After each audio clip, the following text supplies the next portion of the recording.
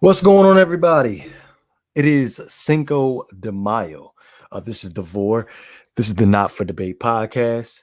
We are live on Facebook and on YouTube. Be sure to hit that like button, subscribe button, and most definitely share. You can listen to us on Spotify, Apple Podcasts, Anchor, and all other major streaming platforms. A couple of announcements I wanted to make. First things first, we had a very, very big, huge pod on Monday the 3rd. It was with the Dean family, Arturo Dean, Terrell Dean Sr., Terrell Dean Jr. Phenomenal pod. I highly suggest you guys check that one out if you haven't checked it out already. Just a great pod. I like it has me speechless how phenomenal that pod was. So again, be sure to go ahead and check out that pod with the Dean family. Now, I know we took a little bit of I won't even call it a hiatus. We took the weekend off. Like it was just the big huge build up to the pod. Obviously, we had the NFL draft on Thursday, Friday, and Saturday, and we ended up missing out on quite a few things. So, with that being said, we got the 2021 NFL draft review. This pod. Again, it was a very, very eventful weekend leading up into this week. So again, we just gonna just hop right into it, right? So I will probably say, one moment, we have to go ahead and introduce G Money into the party. What's going on, man? Okay, What's G. up, brother? Oh, How there you you. doing? Hey, I was just telling the audience that we back to our normal schedule. I know we ended up taking the weekend off. It was a very, very busy last couple of days, but what's been going on with you the last couple of days? Nothing, man. Just working and just watching this NBA, getting ready for the playoffs. It's getting down to the wire. Teams jockeying for position, and I tell you, man, ever since that All Star game, Giannis went 16 for 16. This boy out here shooting jump shots. They actually doubling him on the in the perimeter, which they never did before. I'm telling you, this is a different Bucks team. It's different. They might make some noise. Okay, so real quick, give us a little brief rundown of what's going on in the NBA as far as the standings in the Western Conference and the Eastern Conference.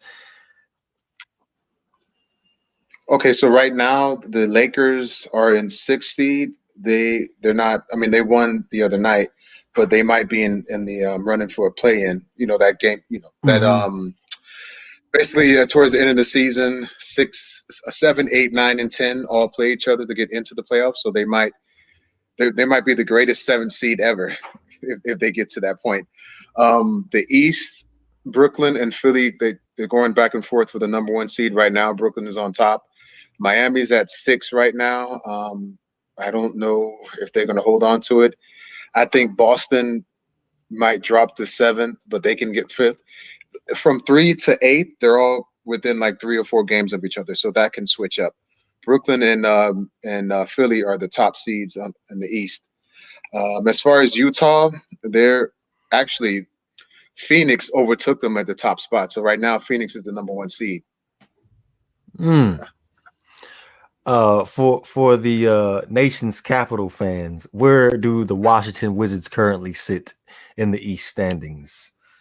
Let me see. I think they're 10th, but let me just verify. One moment, because they can be in for a buy-in, a play-in too. Yeah, they're 10th. They're 30 and 35. They're right behind the Pacers, the Hornets, and actually the Heat are 7th, and the Celtics are 6th. Yeah. Okay, now with that being said, what do you think about these comments about Russell Westbrook being the second greatest point guard of all time?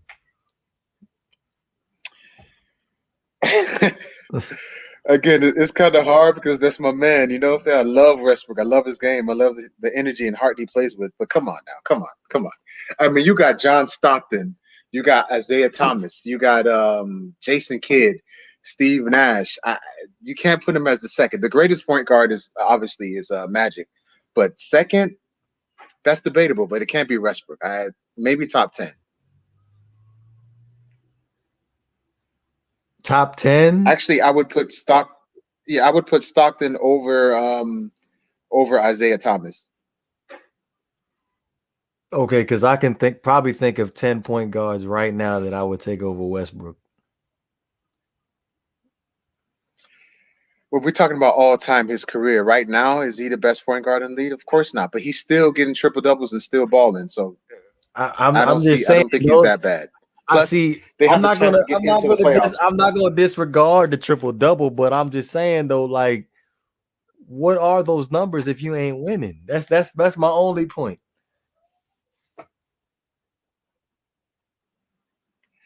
I feel you. I understand, but I just think that his game, his overall game for his whole career, he has to get some respect.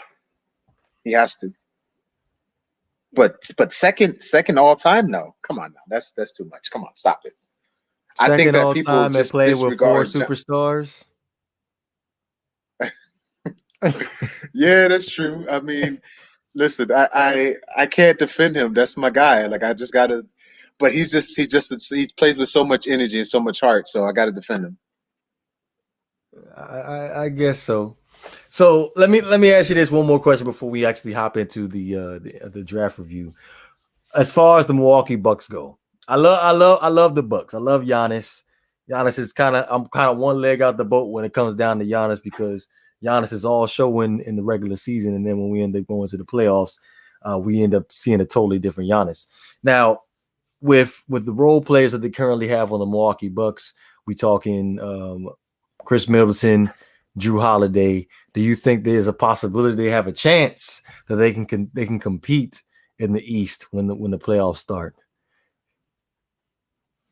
I think they can. In the past, they had one offense where Giannis would run up the middle and do his spin, and then he would spin into three guys in a huge wall, and that offense would never work. But now this guy has an offensive game. He's posting up. He's hitting fadeaway jump shots. He's hitting the mid-range jump shot. His three-point game is not there yet, but he doesn't have to shoot threes. He has DiVincenzo. Tucker can shoot threes. Drew Holiday can shoot threes. Middleton can shoot threes. So I think that they have a chance. Do I think they can come out the East? Somebody got to beat Brooklyn. I think they could beat Philly, but beating Brooklyn, that might be impossible. I don't know. But Brooklyn, they have trouble on defense and they're a little too small. So that's their weakness. But I think they have a chance, but we'll see. I think they have a chance, yeah. This is not the same team from the last 2 years. It's a completely different offense. We gonna see when we start the playoffs. We gonna see what kind of Bucks team we're gonna get because I'm not sold yet. You gotta make me a believer. Yet. I was a believer the last 3 years. Like, well, nah. I mean, Drew Holiday is a bigger upgrade from Eric Bledsoe. So come on. Yeah, I love me some Eric Bledsoe. I ain't even gonna lie. I call him Baby LeBron for a reason. But yeah, I'm gonna have to agree with you. Drew Holiday is definitely is an upgrade. But again, consistently, can the role players step their game up in the playoffs? That is the main question. Giannis ain't the problem; it's the role players. Yeah, Giannis and his shooting was the issue. But now that he's shooting a little better, maybe they have more of a chance. And plus, the role players have to do their job. So we'll see. Yeah, most definitely. Now, let's go ahead and jump into the NFL draft review here. Any shocker picks that you wanted to get off your chest? Any surprise picks? The Chicago Bears picking up the quarterback. I mean, that to me, I never thought that that would be the team that picks him up.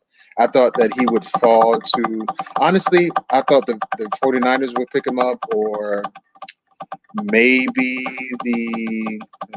maybe he would fall in the top 10 somewhere, but the Chicago Bears, that was surprising. Okay, so just for people at home here, just real quick. we were all expecting that Justin Justin Fields, yeah. Fields was going to end up being drafted 3rd overall by the San Francisco 49ers. That obviously didn't end up happening. The 49ers ended up shocking the world and drafting Trey Lance, which probably nobody seen that coming. I remember Shake was on here talking about Mac Jones, he's the favorite. Mac Jones, he's the favorite. So I like to see his ass on the pole when we end up talking to Shake on Saturday.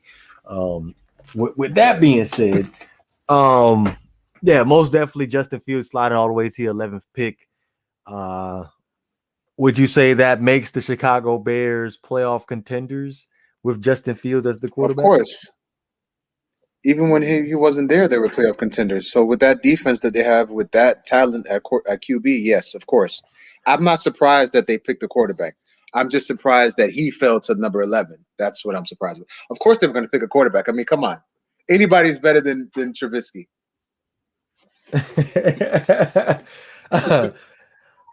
See, I'm inclined to agree with you on that one. Like, I know in the North, it's going to be very, very close. Like, obviously, we gonna get to Aaron Rodgers in a second because I feel like Aaron Rodgers is going to be the deciding factor who's going to end up winning the NFC North, whether it be between the Chicago Bears, the Green Bay Packers, or the Minnesota Vikings, or maybe even the Detroit Lions may decide they want to shock the world and end up making a little run.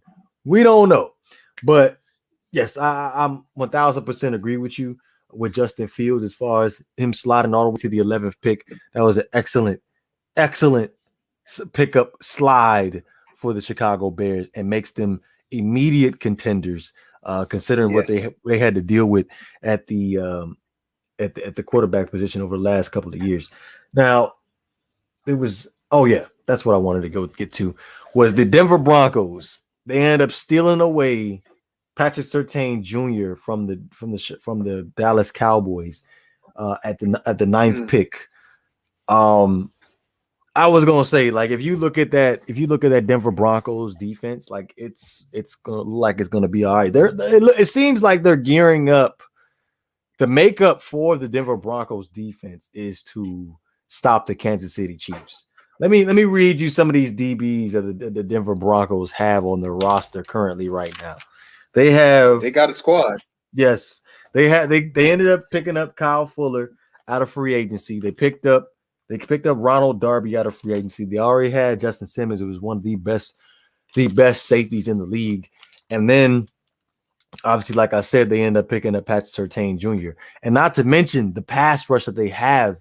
They have with Chubb and Von Miller. So you have a very, very dominant pass rush. And they ended up strengthening that linebacking core by adding Baron Browning in, I believe it was what round was that? Third round, 105th. End up adding him in the 105th. So adding versatility and speed to the linebacker position for the Denver Broncos. Like me, honestly, I think the Denver Broncos, they're gearing up to go out and compete against the Kansas City Chiefs. Now, offensively, I like what they have as far as weapons are concerned. Really, also them trading up to get Javonte Williams. I felt like when the Pittsburgh Steelers ended up making their pick in the first round, that's when the dominoes started falling for running backs that come off the board. And obviously you saw the Pittsburgh Steelers, they took Najee Harris, and then the Jacksonville Jaguars turned right around and ended up drafting Travis Etienne. And then we go into the second round. The Denver Broncos ended up trading up 2 picks to end up drafting Javonte Williams. So I feel like that's another excellent pickup the Denver Broncos ended up having, which, to be honest, I feel like they're probably my favorite team, or my top team in the NFL draft that had the best draft. You know what? I never even thought of that. That's a good point.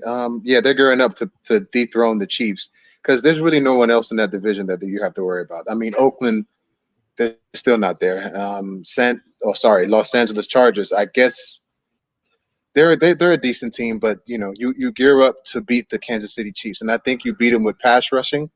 If you like we saw in the Super Bowl, if you rush Holmes, it's hard for him to win. It's hard for him to win. So yeah, I agree with you.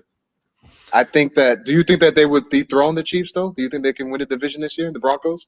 Or that's too much? No, not yet. I think right now, see, I wouldn't write up the Chargers right just yet. But I think right now it all depends on what happens at quarterback because you remember they ended up making the trade for Teddy Bridgewater. So we don't know what's going to end up happening. Are they going to go ahead? Are they going? Obviously, him and Drew Lock are going to end up competing during training camp. But I'm willing to go ahead and give Drew Lock another year before I go ahead and write him off. But this is his year. This is his year to screw up here. This is it. So it all depends. It all depends on what happens at the quarterback position because everything is in the play for the Denver Broncos.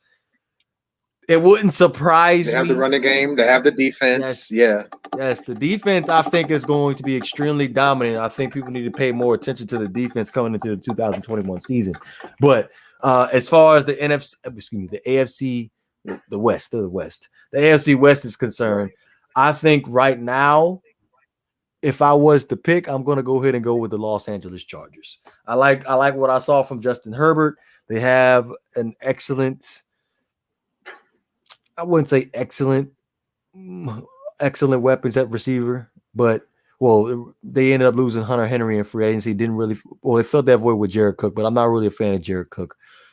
Defensively, you got Joey Bosa coming back.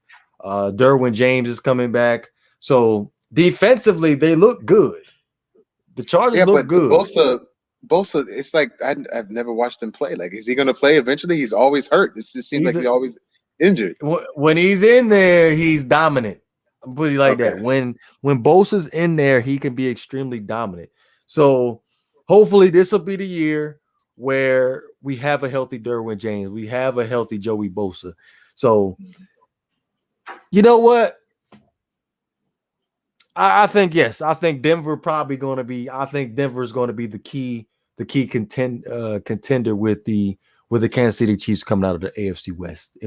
What about the Raiders? If I was to pick right now, the Raiders, they have no shot. No. I don't like the Raiders. I'm not really a fan of John Gruden. Like just by them making that draft pick for Alex Leatherwood, that was Leatherwood the 17th pick. I remember when I don't know if it was in the NFL draft party with me and Banks at the time, but when they ended up going to commercial after the the Las Vegas Raiders made that pick, they put up a graphic on the screen when they came back from a commercial break and said that Alex Leatherwood wasn't even supposed to be projected to come off the board until like the 40th ish pick.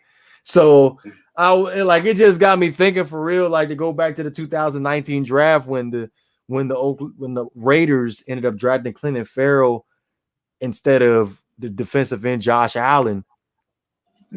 Because that shot yes. Well, at this point, when you look at the numbers, Josh Allen in 2019, which is their rookie year, he had 10.5 sacks, and in 2020 he had 2.5. And then Clinton Farrell had 4.5 2019 and two sacks in 2020. So right now, if you look at it, Josh Allen he's definitely the better defensive end so far 2 years into their NFL career. But it's weird because like you ended up adding Mike Mayock as your general manager, which if people don't know who Mike Mayock is, he was usually the college guy that would come on NFL Network and talk about college prospects. Probably one of the closest things to a Mel Kiper Jr. And he goes to the Raiders, and you think he's just going to instill like he's going to be hitting on every single draft pick, and it just comes down to when you look at it, it seems like John Gruden has the final say. Like, look, Mike, this is what I want. This is what we're gonna go with. That's it. So I don't think John Gruden is. I think he should just stick to coaching. Like, just stick to coaching, bro. Like, don't become a GM. You don't become a president of operations, whatever it is. Just stick to coaching. You're good as a coach. Let the GMs run the show. You disagree? It depends on the coach. Like Andy Reid. He can He can be the head coach. He can be the head of football personnel. He can pick the groceries. Bill I Belichick. agree. He Same. can he can coach and pick the groceries. Who's another guy? Sean Payton. Sean Payton, yeah. Yes. Sean Payton, he can coach and pick the groceries. Outside of that, really, there ain't really nobody else in the league right now that you can pick that can coach and pick the groceries. I know we go back and forth about Mike Tomlin, but I'm not a big fan of Mike Tomlin as far as being I a good still don't head coach. understand why. I still don't understand why you're not a good fan, like a fan of his. Come on now, like you think about it, Mike Tomlin, his years being in Pittsburgh, they haven't went back to the Super Bowl since we had the Bill Cowher team. And I know his team has been consistent. His team has been consistently in the playoffs and winning. Pittsburgh has always been on the map as far as playing great defense. Until this past year, Pittsburgh has not been that great at defense as Mike Tomlin has been with the Pittsburgh Steelers. So see, that's not true. That's not true. It's only listen. It's only this past 2 years that the defense hasn't been great. But I think he's a great coach. I just think that what he had to work with and those personalities, like Brown and what's the running back's name? Le'Veon Bell. Yeah, Le'Veon Bell. Yeah, that was just too much for him to deal with, I guess. But I think he's a great leader. I don't think that he should be fired. I think that he should stay. But I just disagree with you about Mike Tomlin. Oh, he can stay. But we definitely going to find out. We definitely going to find out what he's going to be able to do without a big Ben Roethlisberger in the lineup. That's for damn sure. We're going to see how good of a coach you really are. That's what it is. That's what it's going to come down to. Because without Ben Roethlisberger, your record hasn't been that great. So I think that plays a big factor in head coaching success. Like, who was your quarterback? You can win with a manager, game manager. Oh, he didn't do it with Mason Rudolph. They didn't go to the playoffs with Mason Rudolph. So I feel you. Like I know they went 500, but you didn't go to the playoffs. You got to go to the playoffs. Like that's the end game. Well, the Super Bowl is the end game, but for you to get to the Super Bowl, you got to make the playoffs. Yeah, and you couldn't do it with Mason Rudolph.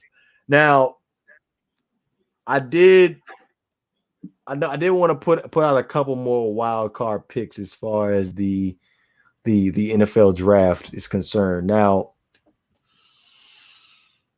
Travis Etienne.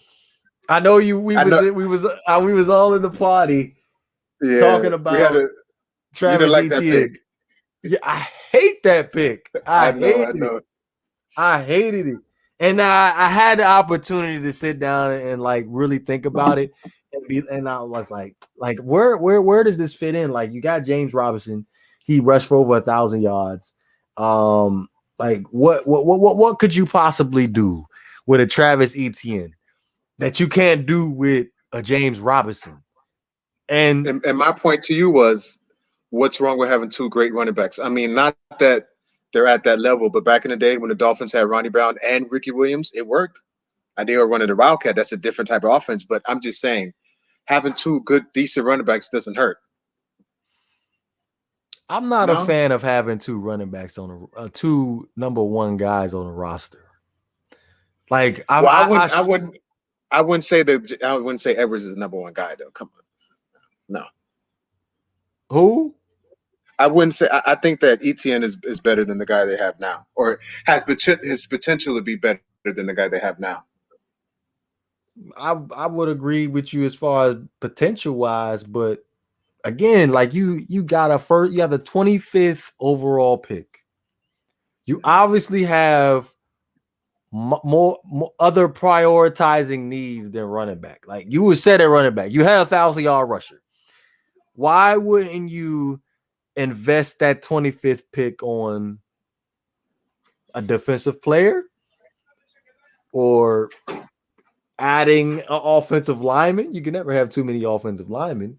Like I just felt like you could have went in a different direction with that pick instead of go ahead and drafting a running back when you already had a running back on the roster that rushed for over 1,000 with a game manager at quarterback. No disrespect to what's Mullet Top's name? Man, what's Mullet Top's name? His name. What's his name? Oh man, what's the Mullet man? Man, I forgot his name. Hold on. You know the stash. The stash. Yeah. What is his name? You mean Khan? Did you talk about the owner or the quarterback? The quarterback. The quarterback. What is the quarterback's name? Hold on.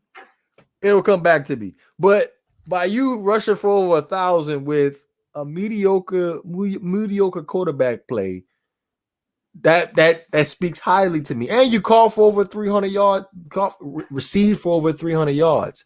That speaks high to me. So was that CJ Beathard or no Jake Lawton? No. I'm talking about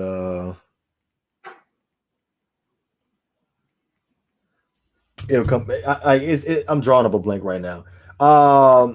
Gardner Minshew. Minshew. Right. Yeah. Gardner Minshew. So, like, going back to what you was asking as far as like having 2 running backs on the roster, I feel like it depends on the back. It really depends on the back because you have backs that upon contact, they get better.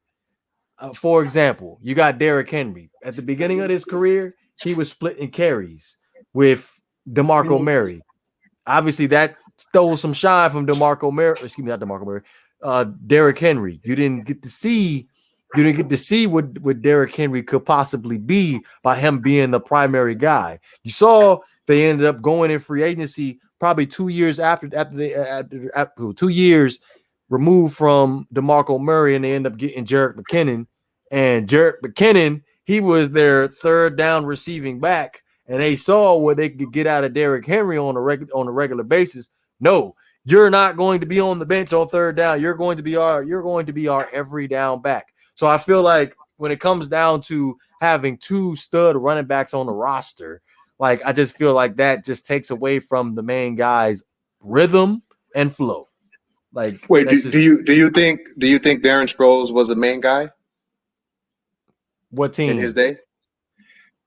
They were on the same team, just Sean McCoy and Darren Sproles, and that worked out. Darren Sproles came on third down.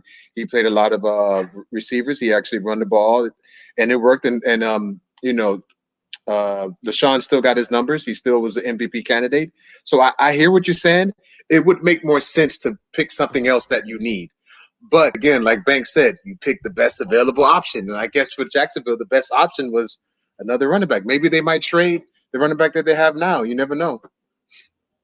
Oh, please do. Because you already know I'm a Dolphins fan. The Dolphins ain't get a running back in the draft. And I know that was probably one of the biggest things that the Dolphins was chanting. Dolphins fans that they were chanting about. We want Najee. We want Najee. We want Najee. And they said them see Najee go. We want Travis. We want Travis. Travis go. We want Javonte. We want Javonte. Javonte go.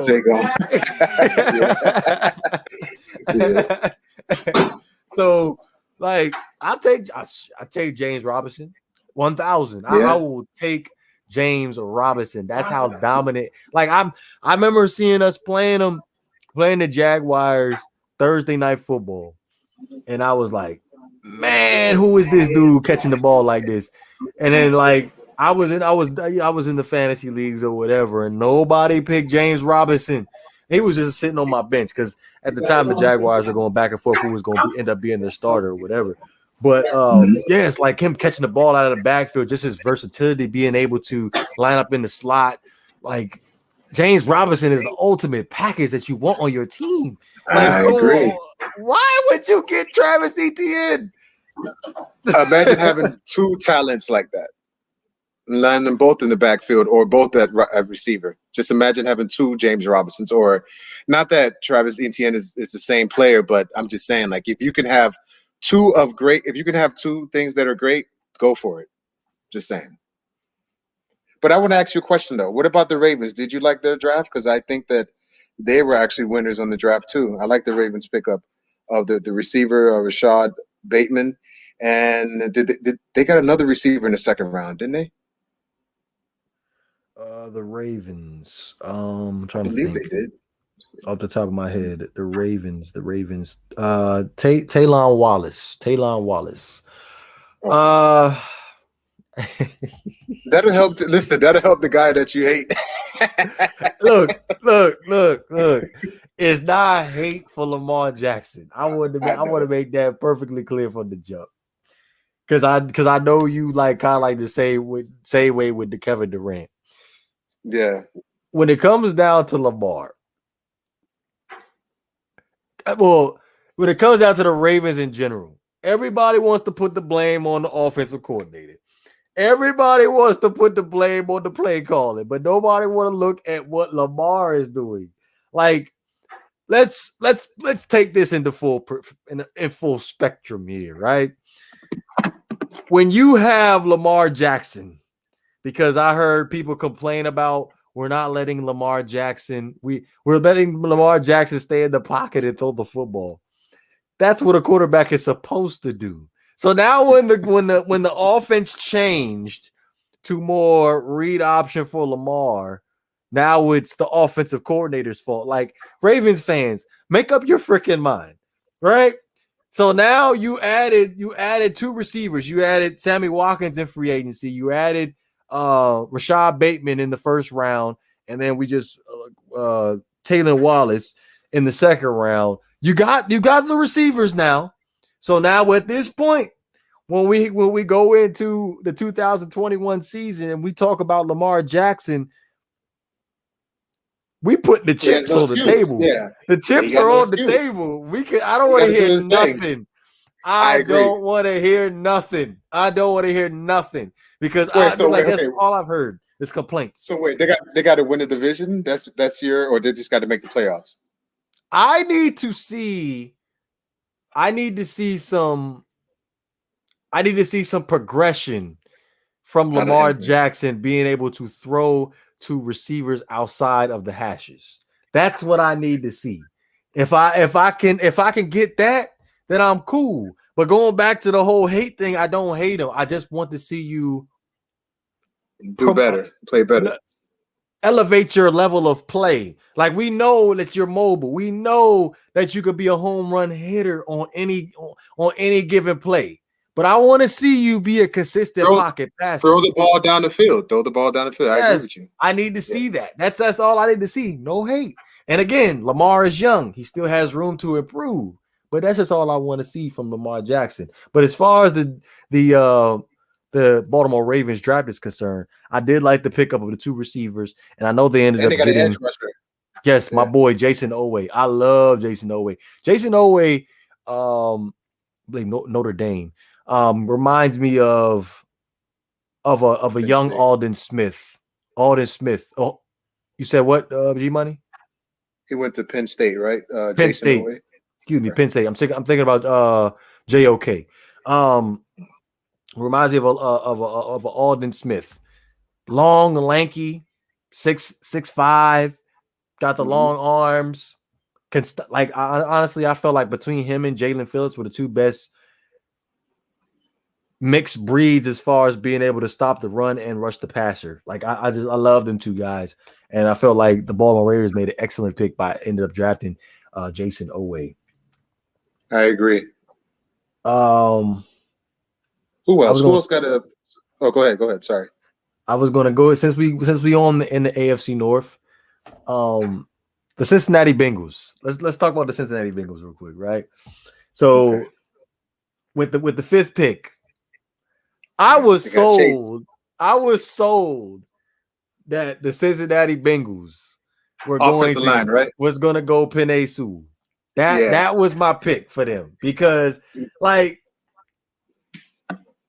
I thought like the nation in general, they learned a valuable lesson when we watched the Super Bowl and we watched Patrick Mahomes get hit the way that he got hit, his inability to get the ball to Travis Kelce, his inability to get the ball to Tyreek Hill during the course of the Super Bowl due to lack of important offensive line, offensive line.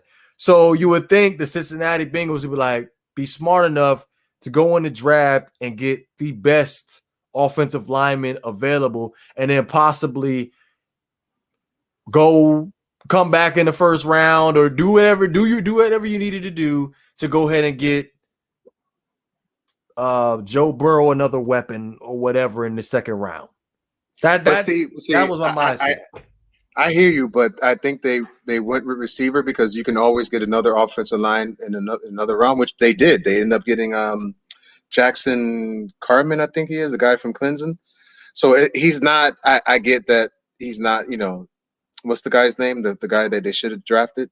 Penei. But still, you can always get offensive lines another round. So I guess they wanted to get another weapon for the quarterback. So that's probably why they went wide receiver. But I get your point, though. You want to protect the QB. He just got injured. It makes sense. Torn ACL, season-ending injury, and he was making it happen with the weapons that he had. And again, like, I understand what you're saying. Like, you can get offensive line anywhere, but you had the best graded offensive lineman on the board that you could have sealed off either the left side or the right side, wherever you decided that you want to put him, and Joe Burrow will be upright. I think he'll be fine. The best quarterback in the league looked like even the worst quarterback in the league when that offensive line didn't block for him in the Super Bowl against the Tampa Bay Buccaneers. So you would like I said, you gotta protect the quarterback. That's priority number one. And so that's just my thought on that situation. Now, I got a question though. Sorry, I just got a question. What do you think about Mac Jones with Belichick? I think that's a perfect fit. I think that he needed a coach that can fit his game style, because he's not really that great of a QB, but with Belichick, I think he would actually be great, and I think he should eventually start over Cam. As far as Mac Jones is concerned, I like Mac Jones. I like Mac Jones as a pure passer, but I feel like most of the hate for Mac Jones probably came during the pro day when he was missing receivers. Now, don't get me wrong. The pro day is very important. All the cameras are on you at that time. But at the same time, like, come on now. The pro day is scripted. Like, you know what you're going to be doing in the pro day. Anybody could look good in the pro day. Perhaps Mac Jones was nervous during the pro day. But anybody could look good in the pro day just because it's scripted. You're throwing with your own guys. So I wouldn't really read too much into the pro day. Like, he was flawless in the bowl game. So you like, and right now, like, people are talking about him possibly being better than Tua. So yeah, I don't know about that. Not yet. I know I'm going to get some hate for that, but I'm sorry, it's a possibility he may actually be better than Tua. Now, as far as in regard to the New England Patriots, we're looking at the roster, the quarterback right now with Cam Newton. Right. My question is with the New England Patriots, because I feel like you need to have a special offense for Cam Newton. Like, how is that going to work when if Cam doesn't end up working out with the Patriots? Like, you just, like, the offense is just like specifically made for Cam Newton based off of what we saw in 2020. And for you to just go and just throw out the whole playbook and implement something new with a Mac Jones who is a stationary pocket passing quarterback, that's going to be very interesting to see. And if it's any team that can do it, it's Bill Belichick and the New England Patriots, because they did add some weapons. That's true. I just think that his type of quarterback style fits that team. Not the way that they're playing now because they have Cam, but they can switch just like you were saying, they'll switch up the whole offense in the middle of the season, because that's what the Patriots would do, just to fit whoever's at QB. And I think that Mac Jones is a perfect fit, and I don't really see Cam lasting there long. I don't. I thought he was going to be gone this offseason. I thought they were going to trade him or release him. It was surprising that they kept him. I was surprised at that. I thought he was going to be gone. Well, if you look at it as far as free agency is concerned, like, there weren't really that many starter worthy quarterbacks in free agency if we being 100 for real.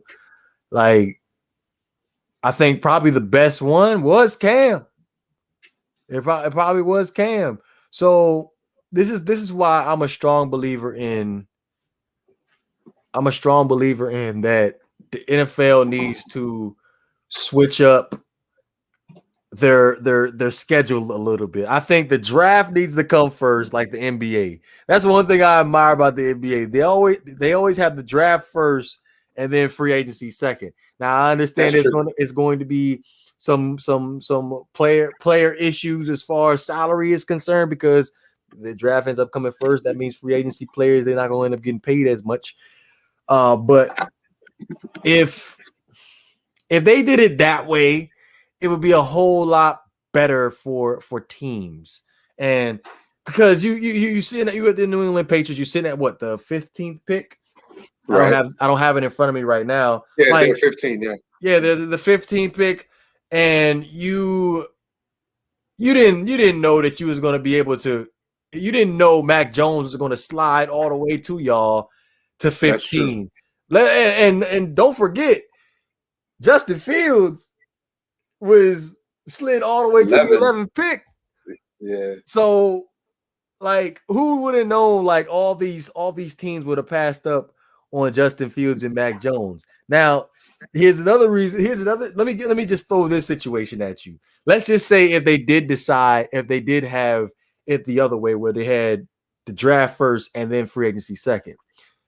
Do you think that the Dallas Cowboys would have signed Dak back? Because they had Justin Fields was sitting there with the Dallas Cowboys pick. Mac Jones is sitting there at the Dallas Cowboys pick. Wow, no, I don't think so, because it took so long for them to sign them. If they found a better option, they would have went with the better. Yeah, I don't think they would have signed them. No. That's so crazy to say. That's so crazy to say, because, I guess Dak is their guy. But yeah, if the draft was first, yeah, they would have went with a QB. I don't think that. I just think that they don't believe in Dak. They're just like, oh well, he's the best of whatever we have now. So let's just keep him. That's how I think. At least you're there to admit the fact that. Yeah. At least you're there to admit the fact that Dak ain't that good, and we just paid him just because we don't want to be worse than what we are. That's right, what you on the same page with me on that. But yeah. I strongly believe that they would end up going with Justin Fields and Mac Jones if they didn't end up paying Dak 1,000%.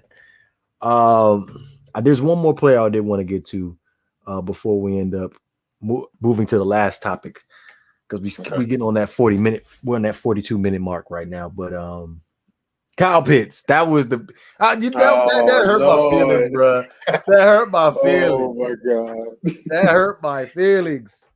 Because I was like, man, if the Dolphins can get Kyle Pitts, oh my goodness, that offense is going to be perfect. And then the Atlanta Falcons, I still to this day do not understand what they were thinking. Like, you held the fourth pick in the draft. You could have did so many things with it. Like, you could have traded back. You could have picked a player that you needed more than Kyle Pitts. I feel like that was just a best available pick for the Atlanta Falcons. And you said, all right, fine, we're going to take it. But we just totally ignored the defense in the first round.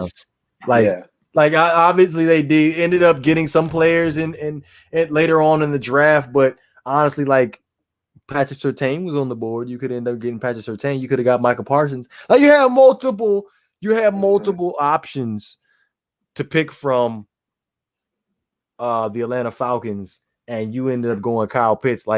Your receiving core is set. Calvin Ridley, Julio Jones, Hayden Hurst. I keep forgetting Gage's first name, but you got Gage. I think he caught off for 500 something yards. Yeah, you don't need more offense. You need to work on that defense. That defense was what, 32nd or they were the last in the league. Bottom half somewhere, but I know it wasn't good. Yeah, it was bottom half somewhere, but I know they definitely wasn't good. So you could have Like you could have did so much more in the draft as far as improving your team. Because right now you look at the South, the NFC South, like, okay, you got the Tampa Bay Buccaneers. That's going to be a tough knockoff. Right. Second place is the New Orleans Saints. No Drew Brees. We don't know where we're going to get out of Taysom Hill. We don't know where we're going to get out of Jameis Winston. So it's a toss-up when it comes down to them last three positions in the NFC South between the Panthers, the Falcons, and the Saints. So you could have made a strong push to be in a serious contender, Atlanta. And I feel like they screwed that up by ending up going Kyle Pitts. And that's not me, is biased. But what's the general feeling for the Dolphin fans of not getting Pitts? Because I know everybody wanted him. Like, what's wrong with Jaylen Waddle? Like, that pick wasn't good? Like, people don't like that pick? I thought that was a good pick. It's not better than Kyle Pitts. I get it, but it's still a decent pick. No? You disagree? See, like number 6? My honest opinion as far as the Miami Dolphins are concerned is like it was either Pitts or trade back. Because let's just get out the typical fan bull jive out the way. The typical fan bull jive, they want to have the most flashiest receivers and weapons and basically they want a fantasy team. They don't think realistically. Now, I'm content with Devontae Parker and Preston Williams. Now, mind you, they have had some injury concerns over the years. We ended up signing Will Fuller in free agency. So it was I was content with what the Dolphins had at receiver. Now, Kyle Pitts, when it comes down to Kyle Pitts, obviously he would be the best available, but also the Dolphins tight end Mike Gesicki, he was in the contract year. Me personally, I wasn't real too interested in bringing him back, so I felt like Kyle Pitts would have been an excellent transition, and we would see what happened. But if it wasn't Kyle Pitts, I was expecting the Dolphins to trade back, and they was probably going to end up drafting defense or something. Or if they did, what's up? You know what? I think that they still had a decent draft. I don't think that the Dolphins had a bad draft. I mean, Jalen Phillips was a good pickup as well. So if we give him a draft grade, I'll give him a B+. The Dolphins. They gave the Dolphins one of the best draft grades, if we being 100. But I think the highest, I think it had to have been the Cleveland Browns. Yeah, I think it had to be. Yeah, like let me give you the rundown because I believe the Cleveland Browns, as far as the secondary was concerned, pass defense, they were bottom half in the league. They in the 26th pick, what they do, they ended up going out and drafting Greg Newsome, and in the second round, I don't know if you actually watched some highlights of Jeremiah Owusu-Koramoah, but he was my favorite player in the draft. Like you talking about somebody that just is a missile coming in and he's looking to put the murder game down on you. Like, let me give you a comparison. Wait, is he middle linebacker or right or left or what? Like, he's all over. Yeah, he's like a Isaiah Simmons type. He's like a hybrid linebacker / I think he could play season more of a safety because he's like sitting at like 220 pounds or something like that. Right. So, but they have him playing. They have him playing in the nickel spot. But he can do like so many different things. But he will hit you though. That's the best part. So let me give you the rundown of what you're gonna be working with as far as the Cleveland Browns are concerned next in the 2021 season. Like I said, you ended up drafting Greg Newsome at 26, and then you have Jeremiah Owusu-Koramoah. You have Myles Garrett on one side of the defensive end spot. You have Jadeveon Clowney on the opposite side. I know Jadeveon Clowney at this point, he's a little bit washed up, but run stopper mainly, yeah. Yeah, run stopper mainly, but come on now, you have Myles Garrett on one side. He's gonna take a lot of pressure off of Jadeveon Clowney rushing on the other side. So I'm expecting big numbers from Jadeveon Clowney in the 2021 season. They ended up adding a whole bunch of rejects because I'm seeing Takkarist McKinley up here too, the ex Atlanta Falcons edge rusher too. So they added some rejects in here. But let's look at the secondary right now. By you adding Greg Newsome, you have Greedy Williams, Denzel Ward. Last year's draft, you drafted safety Del Pitt. He ended up having a season-ending injury, so he's coming back.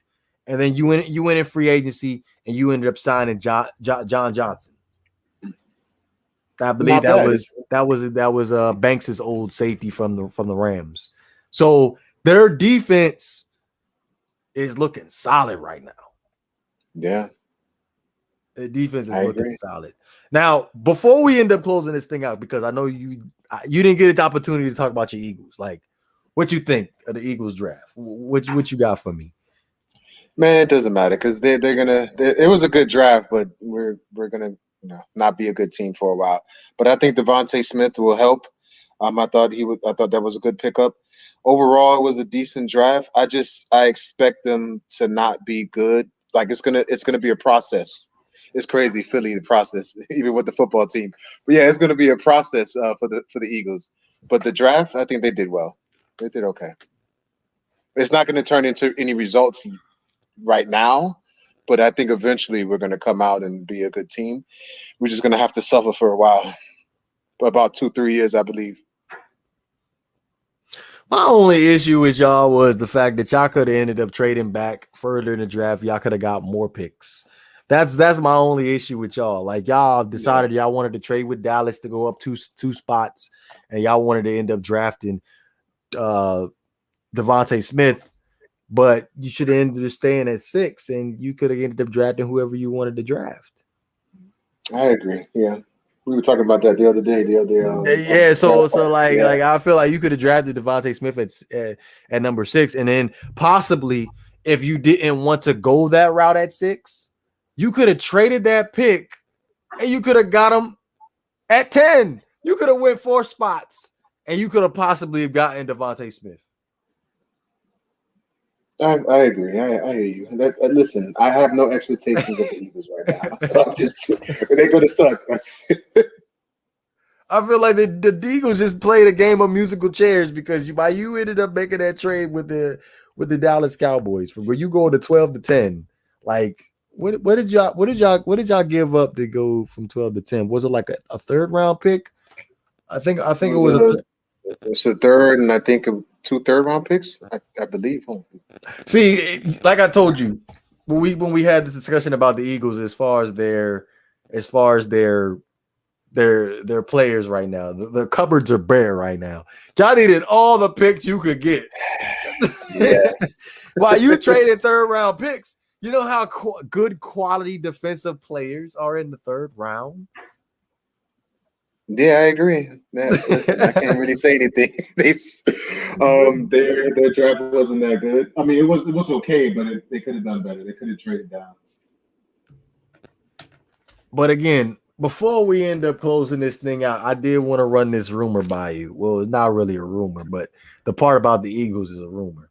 Now, I know it was like hours before the draft that Aaron Rodgers he didn't want to return to the Green Bay Packers. He made that announcement. He didn't want to return to the Green Bay Packers, which kind of like put the 2021 draft on high alert as far as what team should draft the quarterback and what team shouldn't. Because I thought that was going to be like a draft day trade that the Green Bay Packers could not afford to pass up. But obviously that didn't end up happening. So there have been rumors out there that the Philadelphia Eagles are on the table right now as far as being a key interest in Aaron Rodgers. What you Are think? You serious? That's what I read. I haven't heard that. I didn't even say that. I didn't see that. It's a rumor. It's a rumor. Listen. I don't like to discuss rumors. I like to deal with facts. But since you here, I can get your opinion on that. Hey, give up the house, give up the car, give up all the players to get Aaron Rodgers. If this is true, the Eagles better find a way to get him. Get him. I can't have the quarterback of the future now, but if you can have Aaron Rodgers for 2 or 3 years with a decent team, you got a chance to win a Super Bowl. Go get him. I say get him. Why not? I'm just saying, if I was Aaron Rodgers, I wouldn't want to go nowhere near the Eagles right now. I feel you. I honestly, to be honestly, just to take the fan out of it, I think that his best option, even though it's not an option anymore, his best option was San Francisco. But that's clearly not an option. I thought New England would have been a good fit for him, but that's not going to happen. So it's like, where would he go? Los Angeles Raiders. Like I don't see a team that he can go to and that would work. That is actually believable. I don't know. The Eagles rumor, that is just a pipe dream. That's not going to happen. But if that does happen, that would be amazing. But other than San Francisco, what other team does he fit?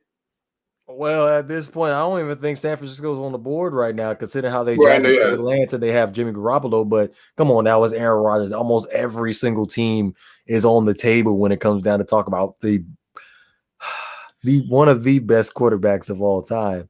So, like, let's think about it for a second. I'm thinking financially, that's what I mean. Like, what would fit in that case? Financially?